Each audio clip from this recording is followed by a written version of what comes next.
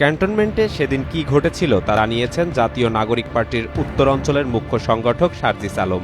রবিবার নিজের verified Facebook পেজে এক দীর্ঘ পোস্টে ১১ মার্চের বৈঠকের বিষয়টি তুলে ধরেন সার্জিস আলম। সার্জিস লিখেন, ১১ মার্চ সেনাপ্রধানের সাথে সাক্ষাৎ নিয়ে আমার জায়গা থেকে কিছু সংশোধন, সংযোজন ও বিয়োজন। তিনি জানান, ওই দিন সেনানিবাসে তাদের ডেকে নিয়ে যাওয়া হয়নি, তারা নিজেরাই যোগাযোগ করে গিয়েছিলেন। তাদের সঙ্গে এনসিপির আরও একজন নেতার ওই বৈঠকে যাওয়ার কথা ছিল, ব্যক্তিগত সমস্যার কারণে যেতে পারেননি। সেনাপ্রধানের একটি বক্তব্যের পর তারা নিজেরাই সেনাপ্রধানের মিলিটারি অ্যাডভাইজারের সঙ্গে যোগাযোগ করে সেনানিবাসে যান বলে ওই পোস্টে উল্লেখ করা হয়েছে। সার্জিস বলেন, সেদিন সেনাপ্রধানের সঙ্গে আমাদের সাক্ষাৎ হয়। সেনাভবনে সেই রুমে আমরা তিনজনই ছিলাম, সেনাপ্রধান, হাসনাত এবং আমি। ওই বৈঠকের আলোচনা নিয়ে হাসনাত আব্দুল্লাহর বক্তব্যের সঙ্গে তার কিছুটা দ্বিমত আছে জানিয়ে সার্জিস বলেন, মানুষ হিসেবে যে কোনো ব্যক্তি বা ব্যক্তির অভিমতকে একজন একভাবে অবজার্ভ করে। হাসনাত সেদিন তার জায়গা থেকে যেভাবে সেনাপ্রধানের বক্তব্যকে অবজার্ভ ও রিসিভ করেছে এবং ফেসবুকে লিখেছে, আমার সেক্ষেত্রে কিছুটা দ্বিমত আছে।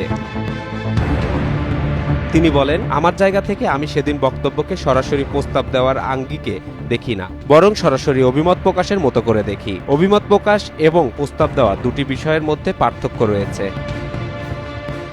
তবে হাসনাত তার ফেসবুক পোস্টে দাবি করেছিলেন, রাজনীতিতে রিফাইন্ড আওয়ামী লীগ করার জন্য চাপ দেওয়া হয়েছে। হাসনাতের ওই দাবি নিয়ে সার্জিস লিখেছেন, যেই টোনে হাসনাতের ফেসবুক লেখা উপস্থাপনা করা হয়েছে, আমি মনে করি কনভারসেশন ততটা এক্সট্রিম ছিল না। এই পোস্টে সেনাবাহিনীর সঙ্গে এনসিপি, অন্য রাজনৈতিক দল কিংবা জনগণকে মুখোমুখি দাঁড় করানো কখনোই প্রাসঙ্গিক নয় বলে মন্তব্য করেছেন সার্জিস আলম। সবশেষে তিনি বলেন, আমার এই বক্তব্য আমার সহযোদ্ধা হাসনাতের বক্তব্যের সঙ্গে বেশ কিছু ক্ষেত্রে দ্বিমত এসেছে। এটার জন্য অনেকে আমার সমালোচনা করতে পারেন, কিন্তু আমি বিশ্বাস করি আমাদের ব্যক্তিত্ব শোতে গা ভাসানোর মতো কখনোই ছিল না বলেই আমরা হাসিনা রেজিমের বন্দুকের সামনে দাঁড়িয়ে গিয়েছিলাম।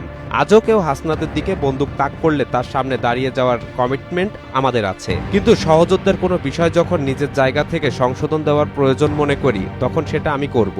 ওই পোস্টে আওয়ামী লীগের যে কোনো ভার্সনের বাংলাদেশের রাজনীতিতে আসার বিরুদ্ধে লড়াই অব্যাহত থাকবে বলে ঘোষণা দিয়েছেন এনসিপির এই নেতা।